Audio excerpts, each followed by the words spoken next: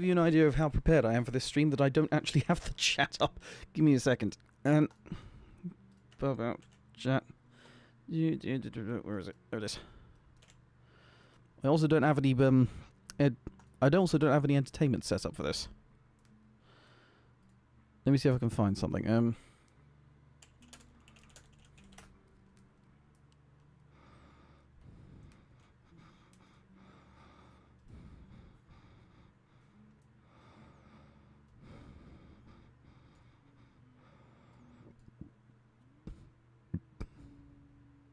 This'll do. Old 1950s PSAs. They're always funny.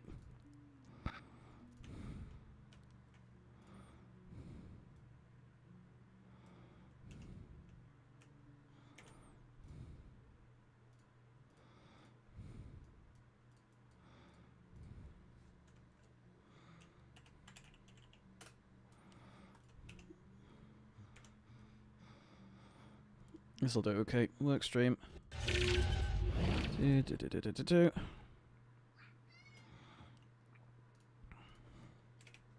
Yawn counter down to 0.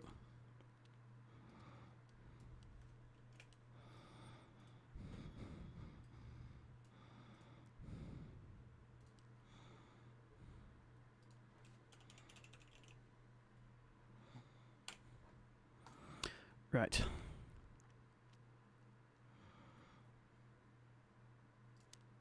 Where's the TV? Ah.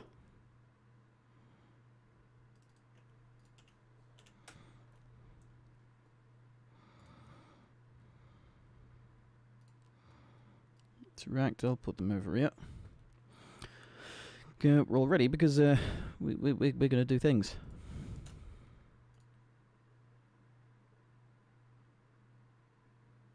Where is it? It's not that. It's not that either. Actually, wait, no, it is that. There we go. I'm also going to be listening to this for the first time whilst I work, so this is going to be interesting.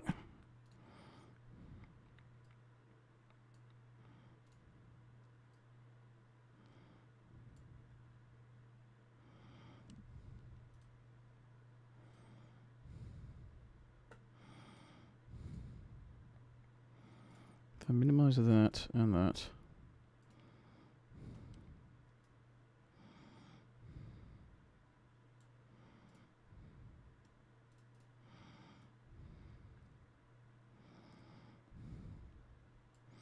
And have underneath. There we go. Okay, let's play. Let's do it. Okay. He did it again. Caused trouble. Hurt someone's feelings. Yet he didn't want to do it. Yes, troublesome people are often people in trouble. They may be mentally ill.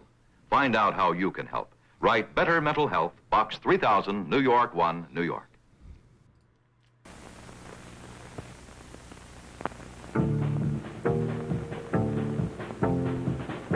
Out of the land of the tobacco plant come a tall, hard-riding, long, lean bloke, feared by his friends and enemies alike, called by the name of Johnny Smoke. Johnny Smoke. Where are you heading, Johnny Smoke? How many silos will be empty tonight? How many men will lie still beneath the sky? How many tears will be shed because of you? How many more will die? Out of the land of the tobacco plant come a tall, fast-drawing, long, lean bloke, feared by his friends and enemies alike. I just heard an American person say bloke. Feared by all who come to know the name of Johnny Smoke.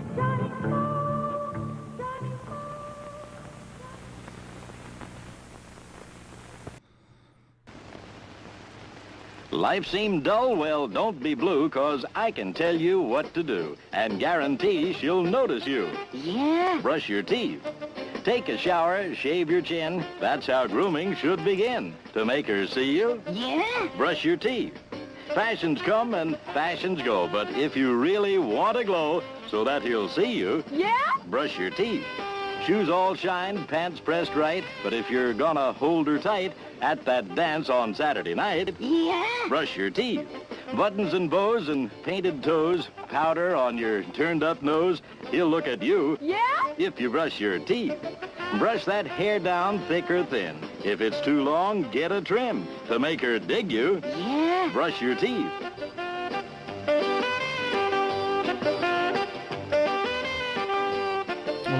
This is a public service message from your local dental society and this television station.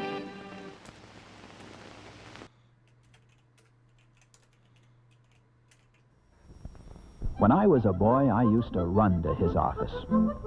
The guys liked to kid me, running to a dentist.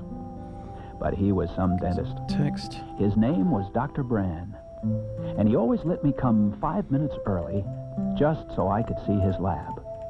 And he'd let me touch things and tell me about All them. rounded, empty, bold. I used to get so excited, I'd tell Dr. Bran I was going to be a dentist when I grew up. And he'd pat my head and say, fine, fine. Only he never told me how hard it was to become one. When I was older, I learned. He went to college for 8 years and had to study dozens of subjects, not just dental ones, but physiology and anatomy and bacteriology. Of course, I didn't know that then. All I knew was that going to Dr. Brand's was better than the movies. Okay. Somehow, I never did become a dentist, but I'm sure glad Dr. Brand did. What he showed me about taking care of my teeth has given me what he calls a smile for life. Many years ago, this was our town, USA. Our family and neighbors lived in the most beautiful land that man would ever see. One day, some tourists stopped by on their way west. They were as excited about our beautiful location as we were. A little too excited.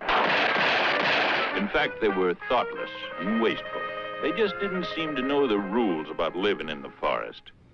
Well, before long it happened. A wildfire destroying everything in its path. And within a few minutes, our beautiful home was gone. 100 years have passed, times have changed, but some people haven't. Their carelessness still causes more than 90,000 forest fires every year.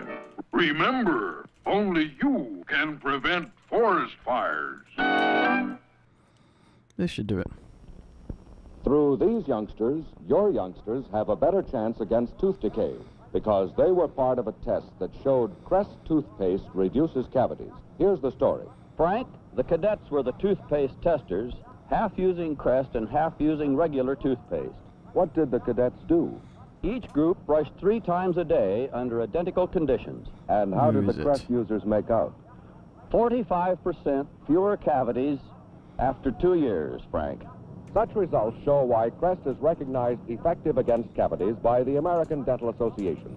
Their council reports, Crest has been shown to be an effective decay-preventive dentifrice that can be of significant value when used in a conscientiously applied program of oral hygiene and regular professional care. Protect your family with good dental habits, dental checkups twice a year, and Just Crest, convert this the only into... toothpaste recognized effective against cavities by the American Dental Association.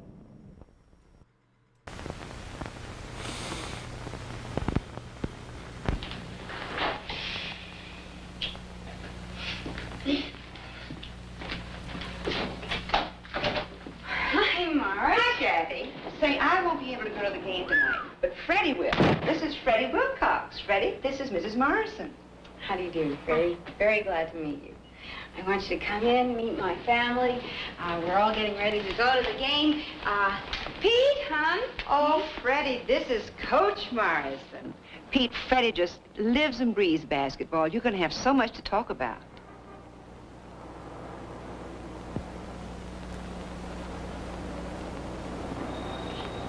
What do you say? What do you say? This will be better. I'm sure you're going to enjoy the game, Freddie. They lost the last 5 in a row. Oh, well, that's because half the team is... Fred! Meet Liz. Hi, Freddie. And this is Rob. He's been very anxious to meet you. Shake hands with him, Rob. And this is my little one, Mary. I'm gonna lock my door, too. Daddy said so.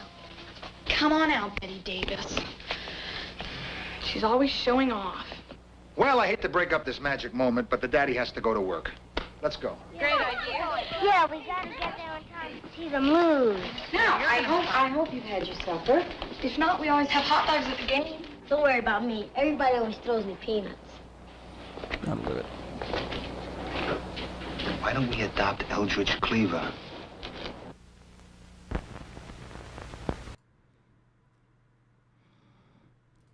That one's unavailable. There was an old lady who lived in a shoe. Her children loved cookies, like all kids do. They climbed over the stove on a very tall chair, then opened the cupboard, but the cookies weren't there. The old lady woke up with a horrified scream. She thought she was having a very bad dream. She said candy and cookies and all tempting yummies are kept away from the stove. Remember that, you young darlings. The old lady knows just what to do. Do you?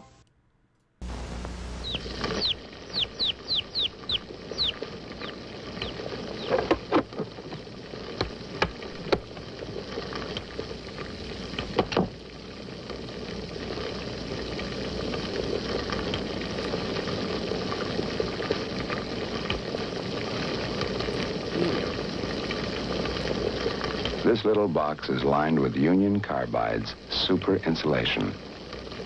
It's not much to look at. Just a layer of paper, a layer of foil, a layer of paper, and so on. As thick or as thin as you need it. But when it comes to keeping something cold or hot, or keeping something from getting cold or hot, it's 25 to 100 times better than anything we've had before. 1 inch of super insulation wrapped around a railroad tank car can keep liquid helium at 420 degrees below zero, all the way from New York to Los Angeles.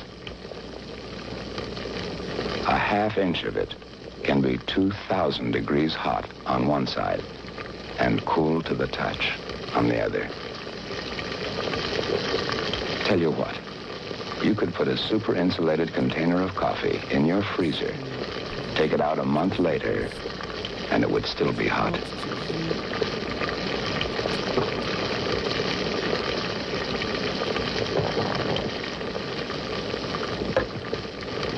If you don't think it's as good as we say it is, watch the birdie.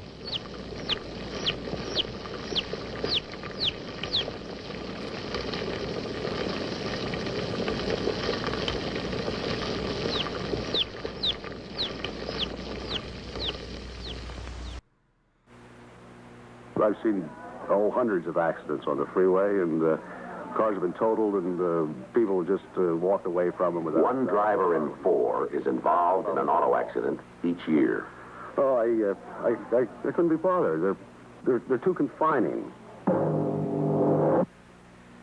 I suppose a day doesn't go by that I don't get in the And car. many of the ones who had accidents also had good excuses for not wearing safety belts. I don't know. I never use them just to go shopping. Besides, they wrinkle my dress. Some excuses are good for broken bones and skull fractures. Around town, they feel uncomfortable. And I like to relax when I drive.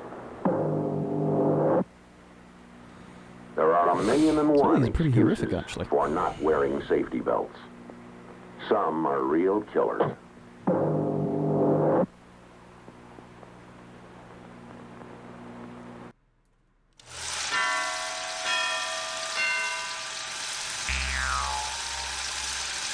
I'm going to skip that one. When you're feeling bored or blue, watch out for the munchies. They find ways of making you munch when you're not hungry. Here, munch this. Here, munch that. So when you're not so bored, you're fat. So why not find stuff to do? Get munching off your mind. Soon you'll see you're feeling great. The munchies left behind. Watch out for the munchies. Another nutritional message from the ABC television network.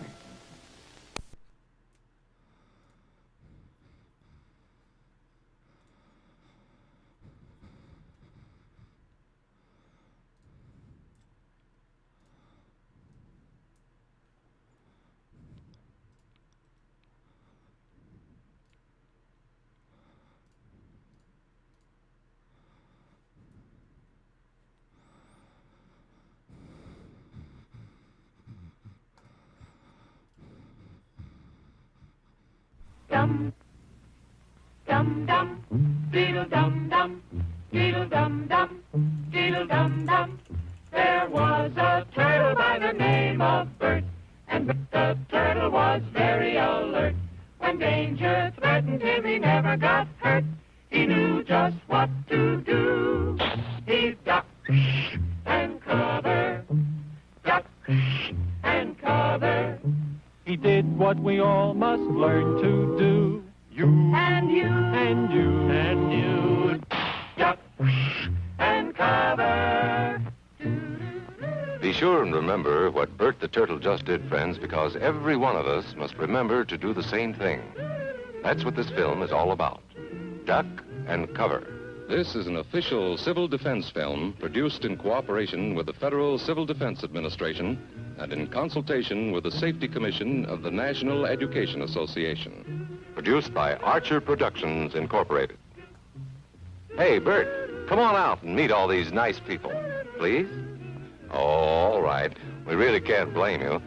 You see, Bert is a very, very careful fellow. When there's danger, this is the way he keeps from being hurt. Sometimes it even saves his life. That's why these children are practicing to duck and cover just as you do in your school. We all know the atomic bomb is very dangerous. Since it may be used against us, we must get ready for it, just as we are ready for many other dangers that are around us all the time. Fire is a danger. It can burn whole buildings if someone is careless. But we are ready for fires. We have a fine fire department to put out the fire, and you have fire drills in your school so you know what to do. Automobiles can be dangerous, too. They sometimes cause bad accidents, but we are ready. We have safety rules that car drivers and people who are walking must obey. Now, we must be ready for a new danger, the atomic bomb. First, you have to know what happens when an atomic bomb explodes. You will know when it comes. We hope it never comes, but we must get ready. It looks something like this. There is a bright flash, brighter than the sun, brighter than anything you've ever seen. If you were not ready and did not know what to do, it could hurt you in different ways. It could knock you down hard or throw you against a tree or a wall. It is such a big explosion, it can smash in buildings and knock signboards over and break windows all over town. But if you duck and cover like Bert, you will be much safer. You know how bad sunburn can feel. The atomic bomb flash could burn you worse than a terrible sunburn, especially where you're not covered. Now, you and I don't have shells to crawl into like Bert the Turtle, so we have to cover up in our own way. First, you duck, and then you cover. And very tightly, you cover the back of your neck and your face. Duck and cover underneath a table or desk or anything else close by. In Betty's school, they are talking about the atomic bomb, too. Betty is asking her teacher, how can we tell when the atomic bomb may explode? And her teacher is explaining that there are two kinds of attack, with warning and without any warning. We think that most of the time we will be warned before the bomb explodes, so there will be time for us to get into our homes, schools, or some other safe place.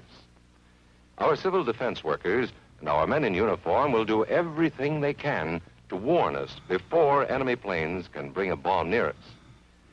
You may be in your schoolyard playing when the signal comes. That signal means to stop whatever you are doing and get to the nearest safe place fast. Always remember, the flash of an atomic bomb can come at any time, no matter where you may be. You might be out playing at home when the warning comes.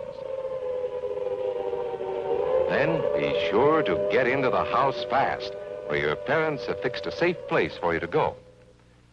If you are not close to home when you hear the warning, go to the nearest safe cover. Know where you are to go, or ask an older person to help you. You know the places marked with the S sign? They're safe places to go when you hear the alarm. If there is a warning, you will hear it before the bomb explodes. But sometimes, and this is very, very important, sometimes the bomb might explode without any warning. Then the first thing we would know about it would be the flash. And that means duck and cover fast, wherever you are. There's no time to look around or wait. be like Bert. When there is a flash, duck and cover, and do it fast. Here are some older boys showing what to do if the flash Cigarette comes when you are not in the PSAs are classroom. fantastic. This is what to do if you should be in a corridor. You duck and cover tight against the wall this way. Remember to keep your face and the back of your neck covered tightly. Try to fall away from windows or doors with glass in them. Then, if the glass breaks and flies through the air, it won't cut you. You might be eating your lunch when the flash comes. Duck and cover under the table. Then, if the explosion makes anything in the room fall down, it can't fall on you. Getting ready means we will all have to be able to take care of ourselves. The bomb might explode when there are no grown-ups near. Paul and Patty know this, and they're always ready to take care of themselves. Here they are on their way to school on a beautiful spring day. But no matter where they go or what they do, they always try to remember what to do if the atom bomb explodes right then. It's a bomb. Duck and cover. Paul and Patty know what to do. Paul covered the back of his head so that he wouldn't be burned, and Patty covered herself with the coat she was carrying. They knew how to duck and cover. They acted right away when the flash came. If they had been at this doorway when the bomb flashed, Paul and Patty would have ducked and covered this way, like this girl. Heavy doorways are a good place to duck and cover. She will be safer, too. Here's Tony going to his Cub Scout meeting. Tony knows the bomb can explode any time of the year, day or night. He is ready for it. Duck and cover. Attaboy, Tony. That flash means act fast. Tony knows that it helps to get to any kind of cover. This wall was close by, so that's where he ducked and covered. Tony knew what to do. Notice how he keeps from moving or from getting up and running? He stays down until he is sure the danger is over. The man helping Tony is a civil defense worker. His job is to help protect us when there is danger of the atomic bomb. We must obey the civil defense worker. We must know how to duck and cover in the school bus or in any other bus or streetcar. Duck and cover. Don't wait. Duck away from the windows fast. The glass may break and fly through the air and cut you. Sundays, holidays, vacation time, we must be ready every day, all the time, to do the right thing if the atomic bomb explodes. Duck and cover. This family knows what to do, just as your own family should. They know that even a thin cloth helps protect them. Even a newspaper can save you from a bad burn. But the most important thing of all is to duck and cover yourself, especially where your clothes do not cover you. No matter where we live, in the city or the country, we must be ready all the time for the atomic bomb. Duck and cover. That's the first thing to do, duck and cover.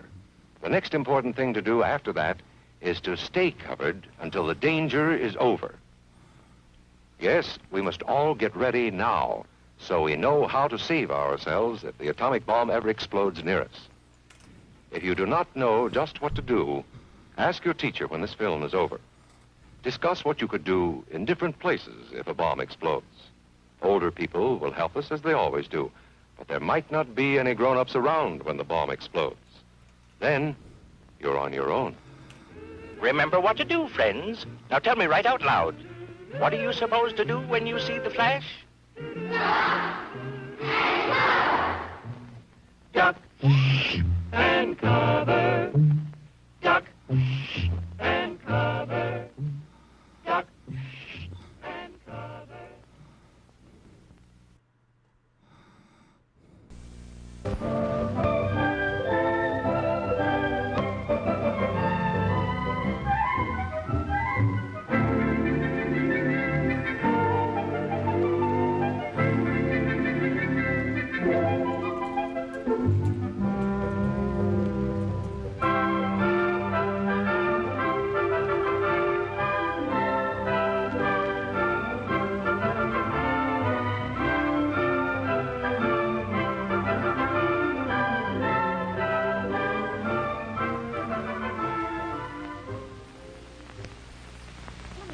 I don't think the church could have held anymore.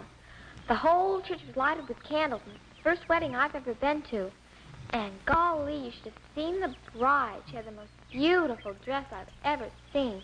It was all white satin. Come on, we'll be late for school. Coming, Peggy. I better go now. Goodbye. My goodness, Molly is certainly growing up.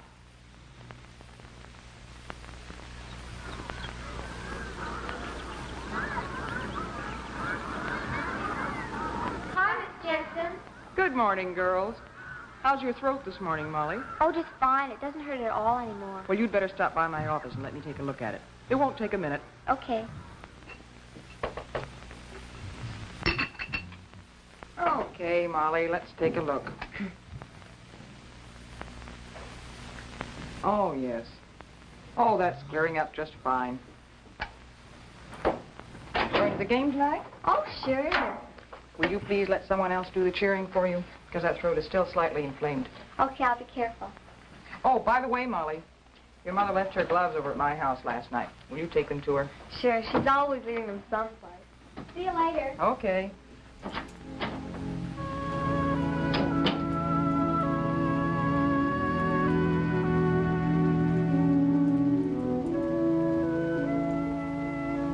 You know, I've known Molly and her family ever since she first came to school.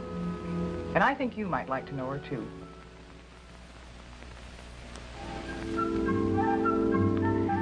Molly lives at home with her father, her mother,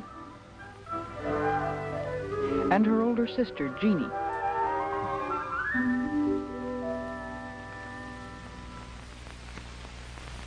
Jeannie and Molly each have their own rooms. But lately, it seems that Molly is more interested in Jeannie's room than her own. Molly and Jeannie get along, well, about as most sisters do. Molly! What do you think you're doing? Nothing, Jeannie. I just happened to come in and... Honestly, Molly, how many times have I asked you to leave my things alone? Well, all I was doing was just... You didn't get all the lipstick off either.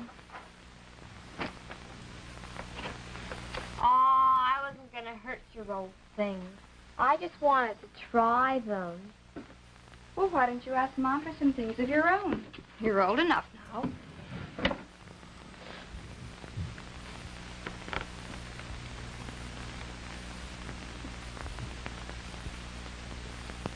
Jeannie, when do you think I'll start having periods, too?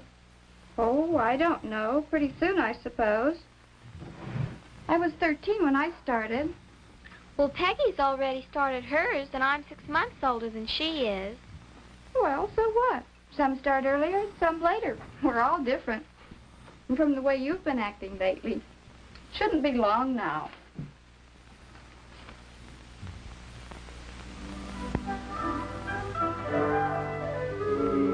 One day, not long after that, Molly came home from school.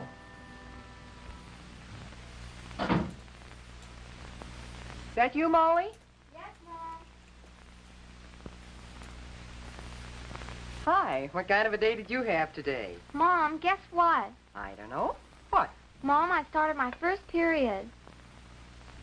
Well, what do you know? Come on, sit down. Tell me about it. When did it start? Well, it was this afternoon when I was changing into my gym clothes, and I noticed a bit of blood on my panties, and golly, at first I thought, well, I didn't know what to think. And then I remembered when we talked about Menstruation. menstruation and stuff, and, well, then I went to see Miss Jensen. Oh, my goodness. How do you feel? Kind of funny-like. I mean, well, I was hoping it would start soon. But it seems like I've forgotten everything you've told me. All right, I tell you what we'll do. Tonight will be mother and daughter conference night. And if you'll give me a hand with supper, we'll get started that much earlier. Okay, I'll wash up and be right down. Golly. And it won't be long at all before you're quite used to it. You see, honey, menstruation is perfectly normal. It happens every month. Sit up, dear. But why each month, Mom? Oh, it's just part of being a woman, I guess. Of course, right at first, you probably won't be very regular. Most girls don't settle down for a year or so. Even then, some girls go more than a month between periods and others less. That's normal, too. And eventually, your body will set up its own regular time. Please sit up, Molly. Oh, Mom, I'm comfortable. Well, if you sit and stand straight, that'll give the organs inside your body room to function better. And that'll make you feel better. I'll get it. That's probably Peggy.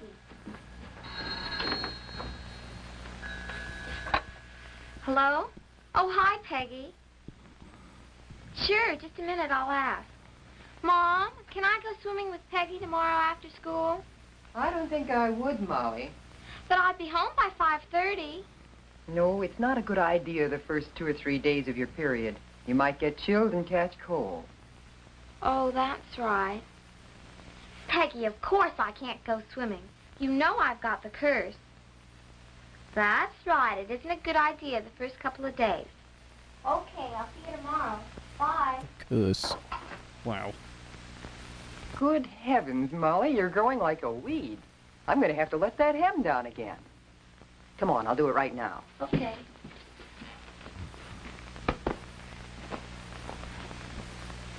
You know, I've often wondered why it is that some women still call menstruation the curse.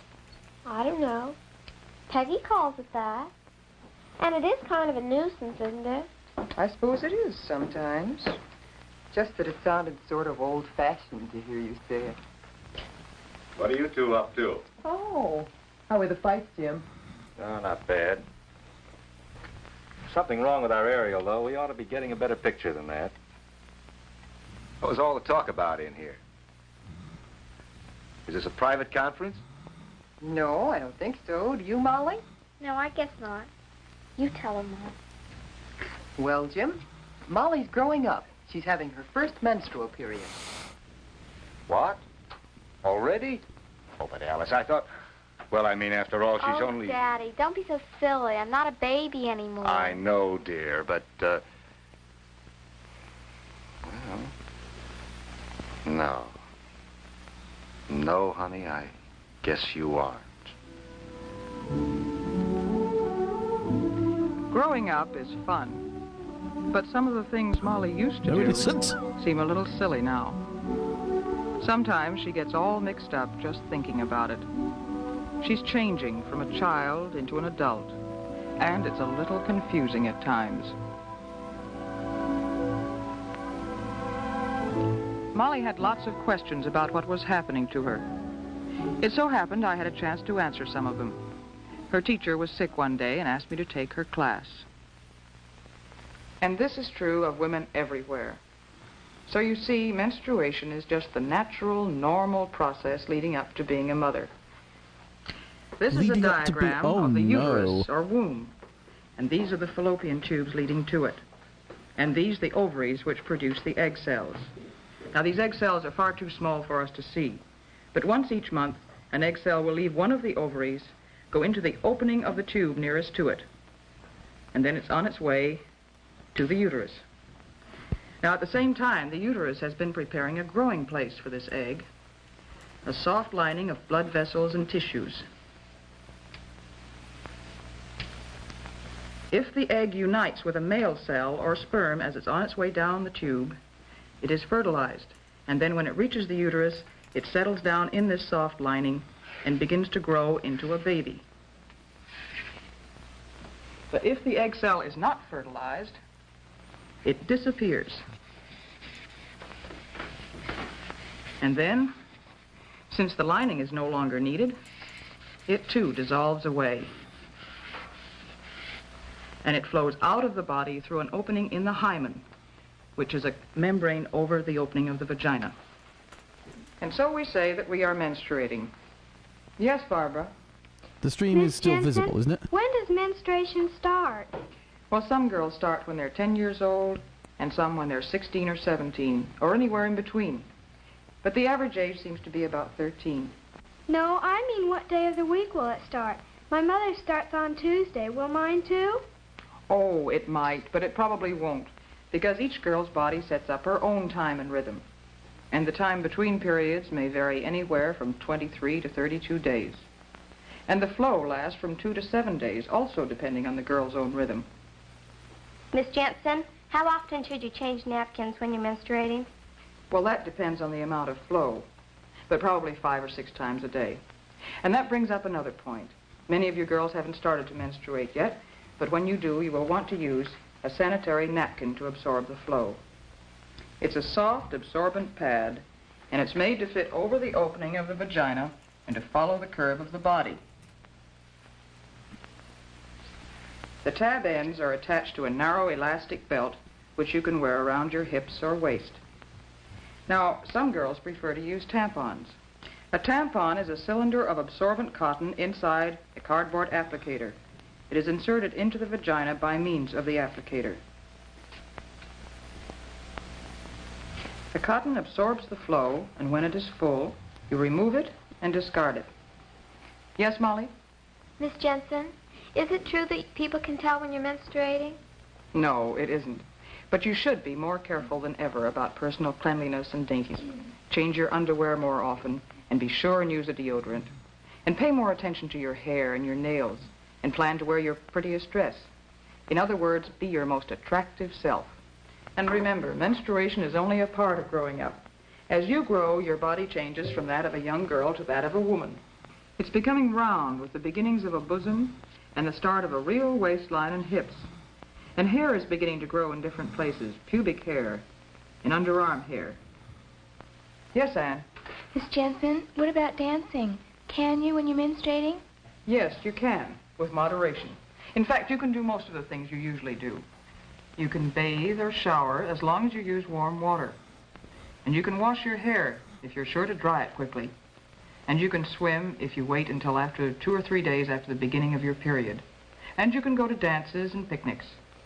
But it's not a very good idea to skate, or ride horseback, or play fast games like volleyball and basketball, or do strenuous dancing like square dancing, or anything that bounces you around a lot. In general, mild exercises are best. Ones that strengthen the abdominal muscles are particularly good. It's sensible to avoid strenuous exercise when you're menstruating. And you be sure and tell your mother or me if everything doesn't seem to be just right. Now, I'd like each of you to take one of these booklets about menstruation, and when you finish reading it, if you have any questions, be sure and come and see me. And remember, menstruation is as normal and natural as eating or breathing or sleeping.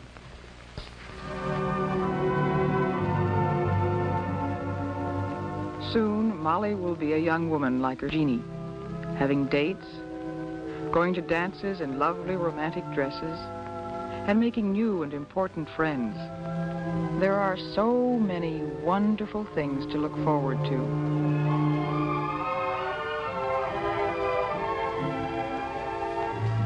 Growing up, it's an exciting time. Yeah, it's exciting, all right.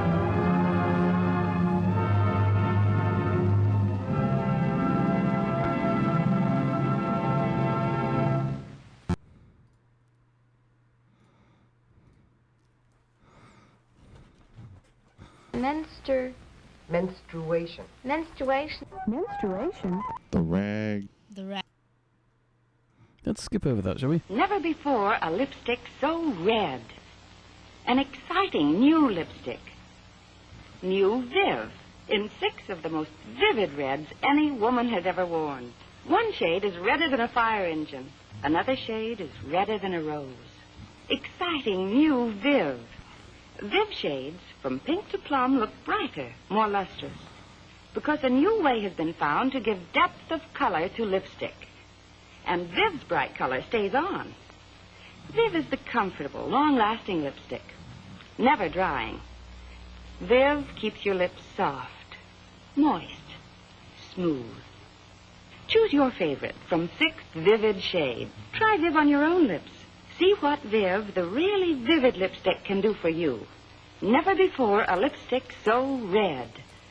New Viv, the comfortable, long-lasting lipstick. I was born jaundiced. Once I...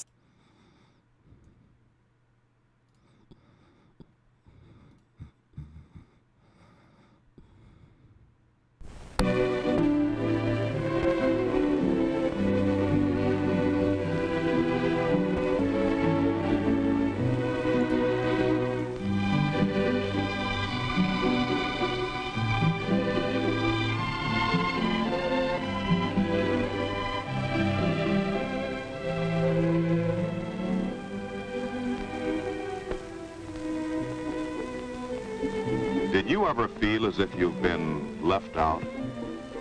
Well, that's when it really hurts. When no one understands that you'd do a good job if you had a chance, and that you'd make good.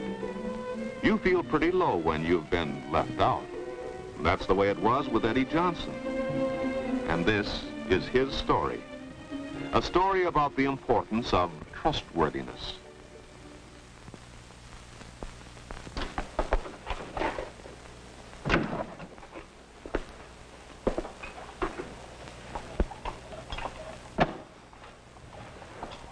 Well, hi, Eddie.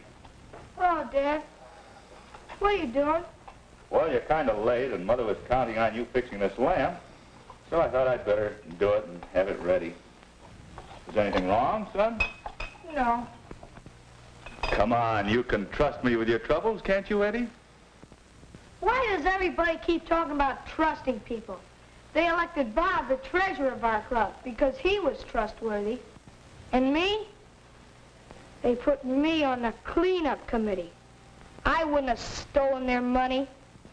What's all this about being trustworthy? Wait a minute. It can't be that bad. Let's start from the beginning. Tell me what happened. Well, Whack. I've been in our I'm gonna hobby make my club own for about quacking noise, 3 maybe. years now. Whack. And I wanted to be treasurer. Whack. I should have been, too. Whack. But at our meeting today... And this is Eddie Johnson's story. The story of a boy who had his heart set on being treasurer of his club. Of course, there wasn't any real reason for Eddie to be elected, but like most of us, he just hoped. He hoped someone would nominate him. But whose name do you think they thought of first? Bob West, one of Eddie's best friends. Jim Small was nominated too. And Mary Burns. But Eddie? Well, no one even thought to mention Eddie. And you can't nominate yourself, even when you want the job. So before Eddie knew it, the nominations were closed. And when the voting was over, Bob had won. They said he was elected because he was so trustworthy. Why should they think of Bob as trustworthy and not Eddie? Well, I'm not going to do any work in the cleanup committee. Why should they say he's trustworthy, Dad? What's being trustworthy got to do with being a treasurer? Well, Eddie, a treasurer certainly must be trustworthy. But being trustworthy is pretty important to all of us and almost everything we do. If you think of the things you do every day, I'm sure you'll see the important part that trustworthiness plays in helping us to get along with others. Take school, for example. We all depend on teachers to fulfill their trust to the parents and all the boys and girls to do a good job of teaching, just as all the boys and girls must keep trust with their teachers to prepare their lessons every day. That's how trustworthiness is important at school. And what about trustworthiness with your friends? You're willing to lend something when you can trust a friend to return it. And your friends trust you to take good care of the things you borrow. Being trustworthy with your friends is mighty important. And how about trustworthiness with the different groups of people you meet all around you? You trust the man in the store to sell you fresh things of good quality and to deal with everyone honestly and fairly. That helps us all to live together well, doesn't it? So, trustworthiness with groups is important too. Even in the home, trustworthiness makes it easier to get along. But I've never taken anything that I shouldn't have or robbed anyone. I'm trustworthy. Well, let's see. I've always noticed that people have to show they can be trusted with little things before they can be trusted with big things. Just like, well, doing what you say you will. Like fixing the lamp, for instance? Yes, fixing a lamp, for instance. You know, Dad, come to think of it, Bob is a good choice for treasurer. I can see where he has proved his trustworthiness. I was just remembering. just remembering. Remembering that Bob shows he can be trusted to do little things. You can always be sure, for example, that when he says he'll prepare a class report, he'll stick to it and do a good job, even when it might be more fun to do something else.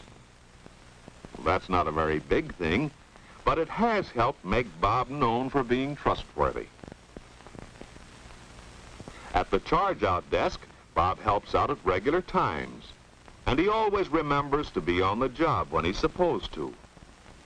Well, being on time may seem a little thing, too, but it's another important way to show that you're trustworthy. And everybody knows that Bob has had experience handling money and keeping accounts. People are willing to trust someone who has proved he can do the job. Yes, all these little things have given Bob a reputation for always keeping whatever trust he accepts. People do trust Bob. He deserved to be treasurer, all right. But how can I learn to be trustworthy, too? Well, by showing that he could be trusted in little things, Bob was trusted in big things, too. Perhaps that's the way. That's what I'm going to do. I guess being trustworthy is pretty important. And I'm taking that job on the cleanup committee. Good, it works. Yeah.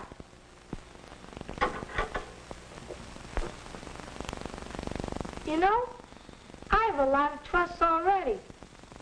Most of them little, but I never thought of them as trusts before.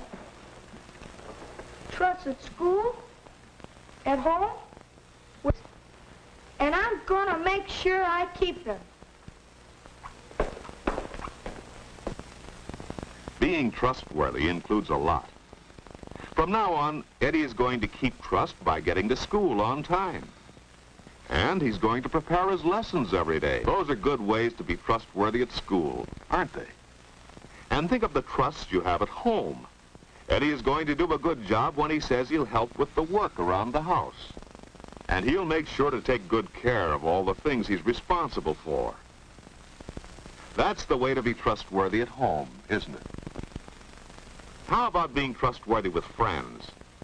Well, after this, when Eddie wants to borrow something from friends, he's going to be certain they know he'll return it, and he'll take good care of it. That's one way to be trustworthy with your friends. And what about groups? Well, Eddie has a trust with the hobby club to do his job. But sometimes cleaning up is much fun. Why not play darts instead? No one around, no one would know the difference. The cleaning could be done later. But what was that Dad said? People have to show they can be trusted with little things if they want to be trusted with big ones. That's right. From now on, Eddie can be counted on to keep his trust with groups. That's the way a good group keeps going. Each member must keep trust.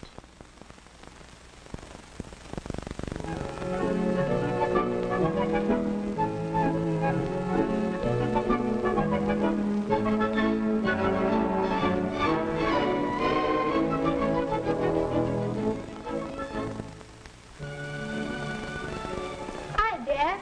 Hi, Eddie. What do you got there? A chart on trustworthiness with all the things we talked about on it. I've been finding out how important trustworthiness really is.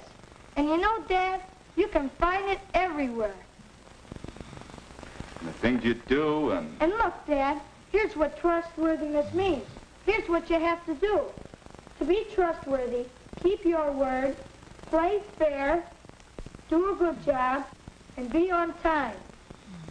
That sounds very good, Eddie. And you know, Dad, it really works. I've been offered the job at the library desk in our clubroom. That's a job Bob had before he became treasurer. Well, that's how Eddie Johnson learned something about trustworthiness. And what about you? Do you always keep your trusts? Remember, when you show you're trustworthy in little things, you'll be trusted with big things. And that's the way to gain a reputation for being trustworthy.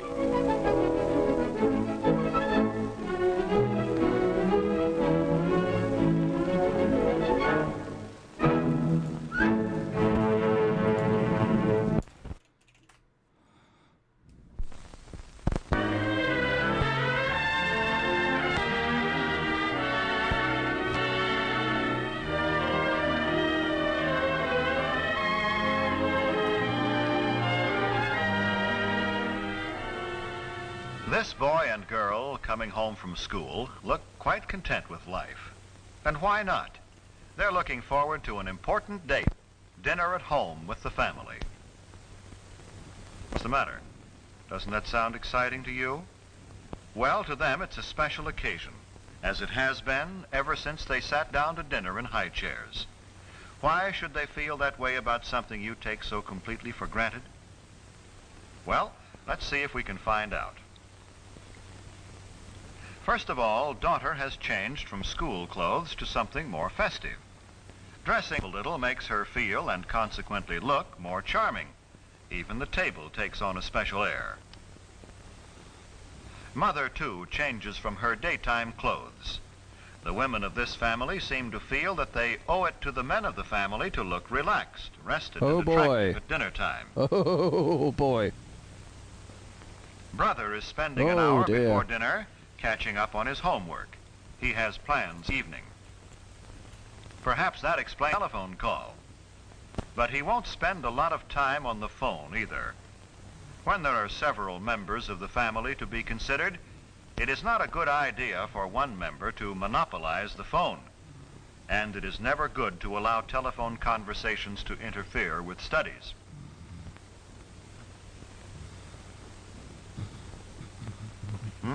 Is it that late? Dad'll be here any minute. Better tell Mother she's needed in the kitchen.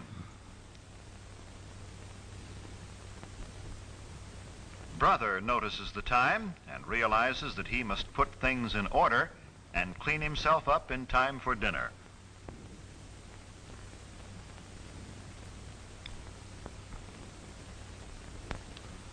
Hello there. Junior is always in a hurry, particularly for dinner. But first there's a cleanup job to do on this young man. Brother takes it upon himself to help share Junior's responsibility for keeping their room in good order and keeping Junior in good order, too. Punctuality is stressed in this household. By that I mean hair is combed and faces and hands scrubbed before the boys come to the table so they won't delay the meal.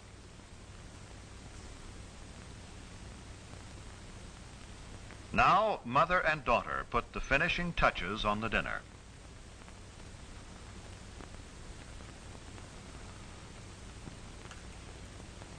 Father, too, looks forward to this date with the family. He has had a hard day at the office, and in his briefcase are some contracts which must be looked over tonight. But in the meantime, he will relax at dinner with those he loves. A simple centerpiece made from some flowers which grow in the backyard is another of daughter's contributions to the dinner. But it takes up a little too much room, so she moves it to the sideboard.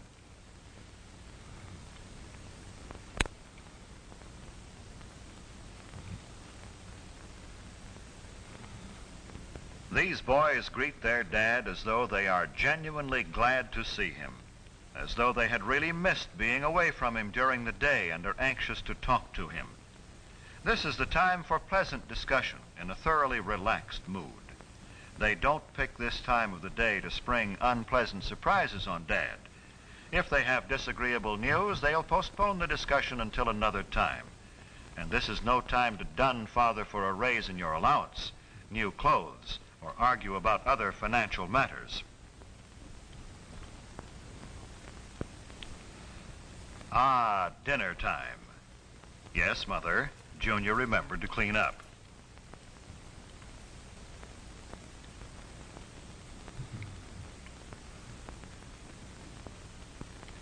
Brother seats Junior. Then helps Mother to her chair as he would his best girl.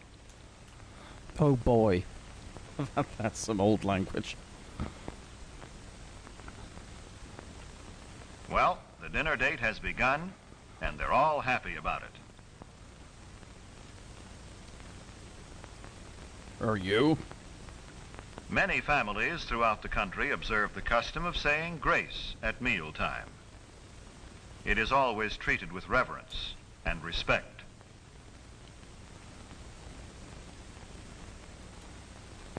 Napkins on the lap, the family awaits service. They converse pleasantly while Dad serves. I said pleasantly, for that is the keynote at dinner time. It is not only good manners, but good sense. Pleasant, unemotional conversation helps digestion. Father serves mother first, then daughter, then the boys. Don't worry, fellas, you won't get left.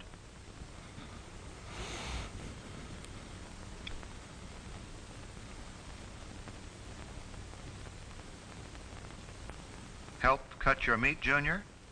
Of course. By example, older children can teach younger ones good table manners.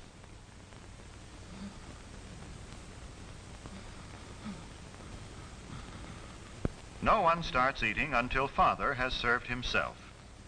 Always wait for the hostess, in this case Mother, to begin eating before you start. Let Father and Mother guide the conversational trend if they desire. After all, they made all this possible and may want to talk over their day with each other. Tell Mother how good the food is. Maybe Sis rates a compliment too. It makes them want to continue pleasing you. Well, all this is good general advice, but there are some specific don'ts. Maybe the family will demonstrate for us. Don't monopolize the conversation and go on and on without stopping. Nothing destroys the charm of a meal more quickly. To say that the rest of the group is bored would be a gross understatement.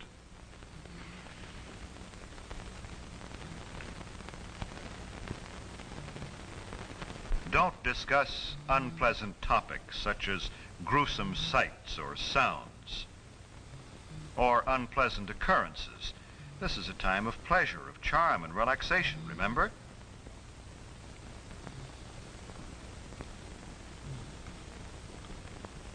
Don't make unkind comparisons about your standard of living. The dinner table is no place for discontent. It makes Dad and Mother uncomfortable and unhappy.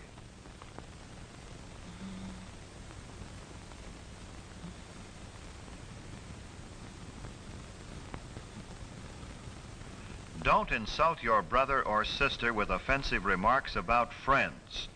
Arguments, harsh words mean tension and distress for everyone.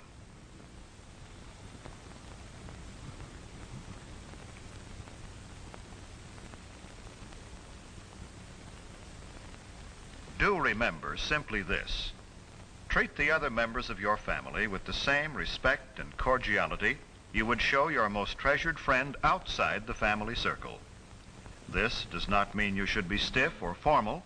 With your own family, you can relax. Be yourself. Just be sure it's your best self. This is better. Now things are on an even keel again. Now we're ready for dessert. Most families don't have maids, so Mother needs help with the serving from the kitchen. Son says Mother has done enough. Watch him play butler.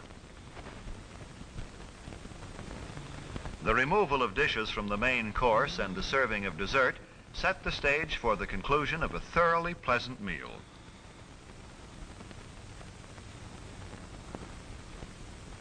Do you begin to see now how a date with your family can be a truly special occasion? Do you know why brother and sister looked forward to the evening? When the dinner hour at home is treated with a certain amount of graciousness and ceremony, it can be memorable. There is no family so poor but that the evening meal can be eaten in an atmosphere of warmth and gentleness.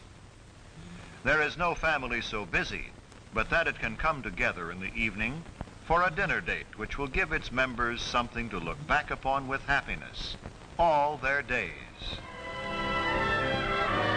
And with that, I think that's enough. I've successfully edited half a minute. Like so many people these days, we live in the suburbs, and Dave 12. needs the car every day for business. When he was gone, I was practically a prisoner in my own home. I couldn't get out to see my friends, couldn't take part in PTA activities. I couldn't even shop when I wanted to. I had to wait till Thursday night after Dave brought the car home. But that's all changed now. 3 weeks ago, we bought another Ford. Her wash looked sad, it looked so bad. On wash day she felt mean. Along came Tide and then she cried. I never had... Let's get rid of that and find someone to raid, shall we?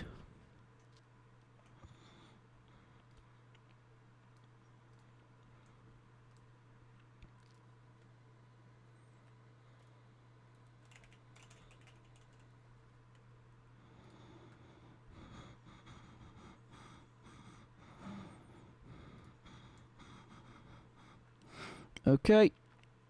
Let's see, who can we raid today?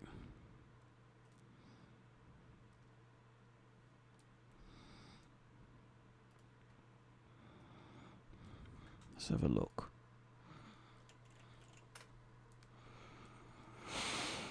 Big at Twitch and then also at YouTube.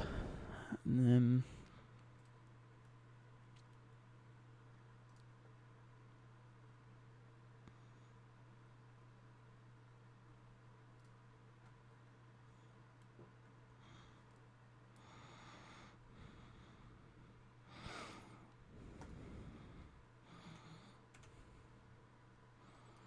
oh, let's raid Pepper.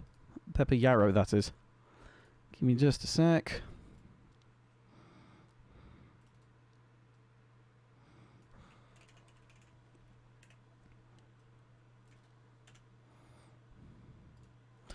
I've got about 30 minutes. Well, I've got about 12 minutes left to edit, which at this rate will take me about... let me see. Oh, 11 and a half minutes will take me about 23 hours. Hopefully I'll be able to do it quicker than that, but still. Anyway, see you guys later!